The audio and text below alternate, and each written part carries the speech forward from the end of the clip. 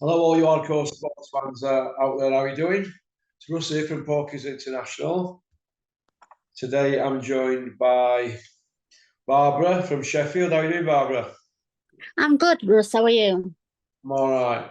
Right, let's get straight into it then. Obviously, you're still a mad Sheffield United fan, aren't you? Oh, of course, yeah. Right, I'll just jot a few things down here. Just 10 bullet points. Let's see what you think. The takeover saga continues and looks like it's falling through completely. What does an ideal new owner look like to the fans? What is it you expect from them?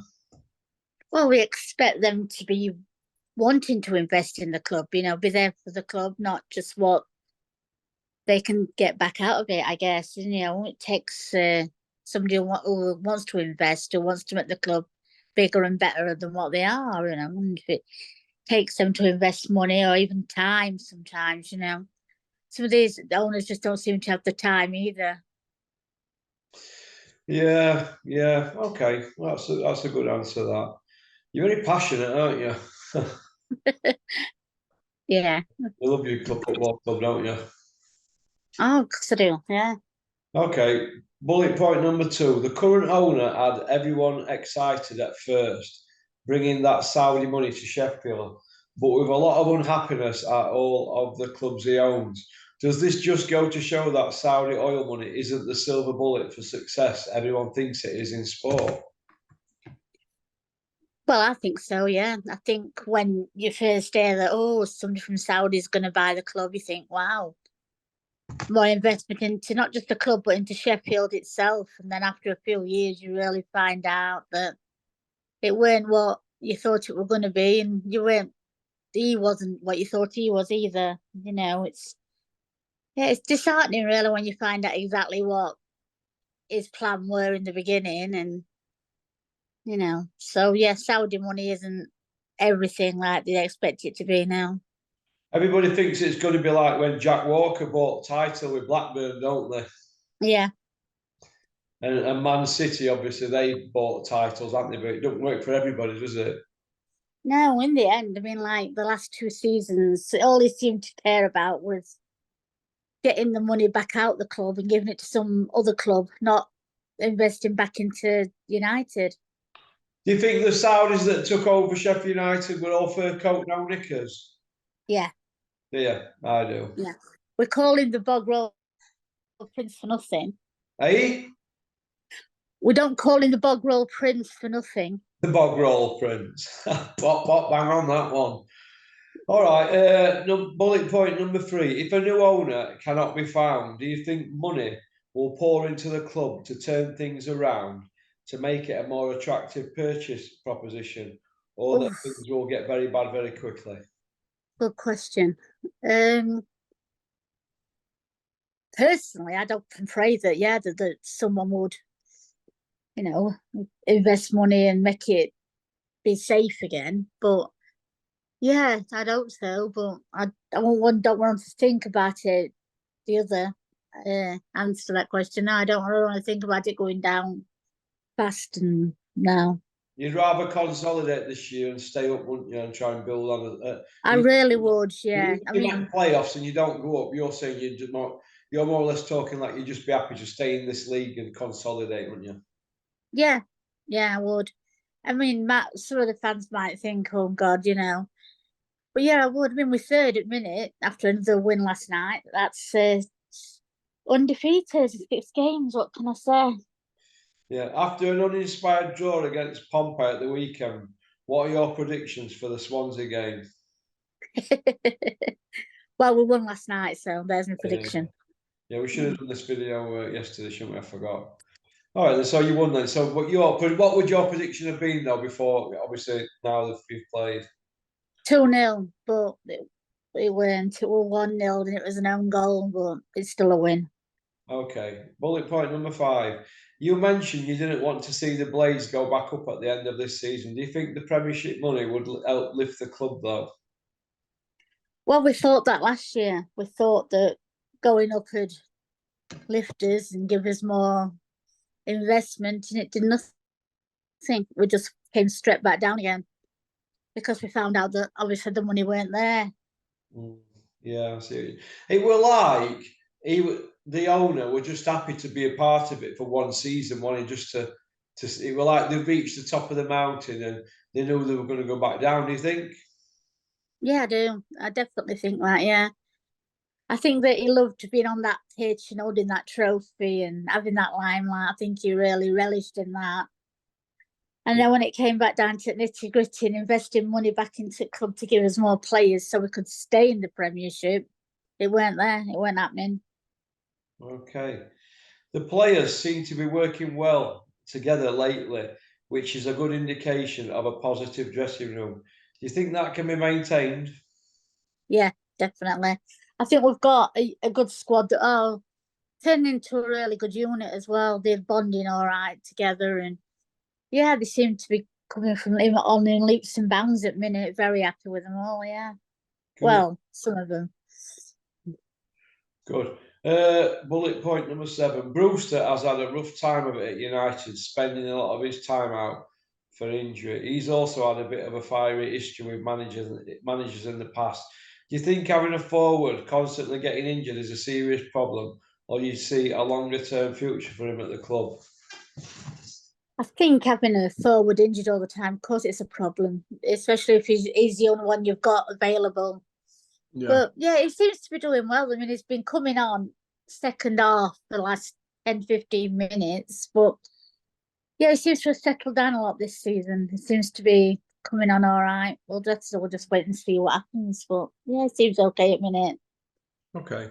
There seems to be a lot of injuries at the club. Do you think there's a problem with the players or with the conditioning training? You know, like the physio and stuff like that, or Yeah, I know what you mean. get it. Sorry, I've lost my train of thought. Yeah, conditioning training, or are they being pushed too hard in the training sessions by the manager and the coaches? Oh, I don't really know. Yeah, there is a lot of injuries at the minute. But it depends. I mean, they pushed hard on the pitch. I mean, injuries happen all the time on the pitch, off the pitch. So I don't think it's got anything to do with coaching or the state of well how they've been trained. I just think it's bad luck. I really think that sometimes if you're going to get injured, you will, and yeah, and it just happens, and it always seems to happen to us every year. But you know, Yeah. Okay. United have good links to Crystal Palace through various means. Do you think loan players are the answer to keeping the ship upright? I think they help. Yeah, I think they do help. But I look at it the other way. If you're on loan and you make an excess of playing for who you're playing for, then you're called back. You know, they can just take you back anytime they want. And Yeah. I think sometimes that disrupts the flow of the team, doesn't it? You know, so but yeah, they help in the fact that it's not money that you've got to spend straight away, is it? They're on loan. But yeah, it's a two-way thing with a loanee, isn't it? It Yeah. can be a good thing or but Saka's doing really well. Okay. Right. If you were given the opportunity to steer the club and for the sake of our argument, an unlimited amount of money, what would be your priorities, Barbara? Oh, fans' dream now, isn't it? Yeah. It is. I think let's probably start at the bottom, get rid of all the dead wood, like the people who just want to get what they want out of the money and not interested in making it a success that they want to be. So they'd be gone. They'd be out on the. I'm on about the board, if you get what I'm on about, and then they'd be gone. Bring in a fresh lot of management and coaches who want to be there, who want to make them top of the league, make them success and yeah, build up from the bottom and the way up. Yeah. Okay. Yeah. If you could pick 3 players from the past history of Sheffield United, and if they were available today and they were for sale, who would you pick and how much would they be worth? You know, like a goalie, a defender, a midfielder, and an attacker. That's 4 in it. Sorry, go on. Oh God, you dropped me on the spot. I don't know. I definitely have Billy Sharp back because he was one of the best in my opinion. Who? Just Billy Sharp, I definitely have him back. Billy Sharp as your striker. Yeah, How much would he be worth today? 50 million? yeah, definitely. It's better than Grealish, in my opinion, but that's just my personal I opinion. don't know. Grealish. Grealish, who plays for City? Yeah, I don't rate him at all, to be honest. But He's a midfielder, isn't he, Grealish? yeah, but he still pops them in when he can. And I don't like the Viking either, so he wouldn't be on my books. Oh, no. So you'd have Billy Sharp up Uh, front, he'd be 50 million. yeah, Or would you have in midfield? I would have in midfield. Ooh, I don't know where to choose from. Oh, Russell. Oh, no, I don't know. I'd have to choose from in What about midfield. Curtis Woodhouse? What about Kurt? Wouldn't you have him in I'd, midfield, little Kurt? yeah, but I'd sub him. Right now, I'm joking. Yeah, it was a good play, Kurt. Maybe think of a few better ones. But goalie, that's our bugbear for years. He was a good goalie, you know. We never had a Who would you decent put at goalie. goalkeeper then? What would Curtis be worth now? 30 mil? Yeah, I would say about 30, 35 mil. So what I'd would pay that for who him. would you have as goalie then? Oh. Simon Tracy? Oh yeah. I've got to say him, What and would he be worth now? 2 mil? no, bit more than that. But yeah, if I could put a team together from the past, oh God, I don't know where to What pick about from. Tony Curry? Wouldn't you have him, Bobby? Oh yeah, but what we don't think we could afford Tony Curry, could we? Tony Curry would be 150 million now, wouldn't he? Oh, definitely. What a Even player he was, wasn't he, Tony Curry? superhero for United, totally. But yeah, everybody'd want him, wouldn't they? Now, if you can imagine, oh God. Tony Curry would be like a Gerrard, wouldn't he, type player. Now it's Yeah. somebody pulling out like No, he was Glenn better than Hoddle type, Gerrard. wouldn't he? Yeah, he was better than Gerrard. You know them teams back from then, they all had like a superstar, didn't they? Frank Worthington, Yeah, your Tony Currys, your Stan Bowles, your Glenn Hoddles, yeah. your players like that. They're all very creative players, weren't they? It's because I think back then football was, it went about the money then, worry. It was about playing with your heart and Playing they with your loved the heart. game. Yeah, I mean today it's about money, isn't it? Let's have it right. Yeah. Yeah. Okay. What about a defender? Who would you have from past? Who would you sign as a defender? And don't say Brian Dean because he was a striker. Why would I say Brian Dean? Didn't you used to fancy Brian Dean? Who told you Hey? that? I've heard on grapevine. Is that true? Yeah, of course it was true. Come on, it was. Yeah. Once you've had black, never go back. Barbara. Is that true? Is it? That's what they say. Pop, pop. All right. Okay. Right. So who would you have in defence? Probably Robbo, who we've got now. Egan. Oh, yeah. All the old ones that have gone, but yeah, I'd have any of them. Okay.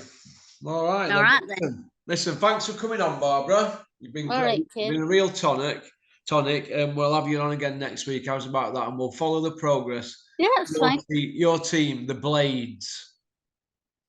Oh, yes. All right. You take care. Go on. Peace out. You too. Bye. Right. Well, that was Barbara the Blade from Sheffield. So nice to have her on. I think that's about it, really. For those of you that have liked my new channel, Porky's International, I hope you're liked and subscribed and joined the channel and follow Barbara's story. And I hope that you all like and subscribe and follow the main channel, Porky's Corner. Okie dokie. Thanks for liking and subscribing and leaving a comment. One, peace out. Give a big shout out to Gary at Welcome Estates. I will see you tomorrow. Pop, pop, bang. Porky's Corner is proud to be sponsored by Spartan Site Solutions. They are specialists in civil engineering and demolition contracts for the construction industry. Interested parties should visit their website or contact Porky's Corner for a referral at porkycorner@mail.com.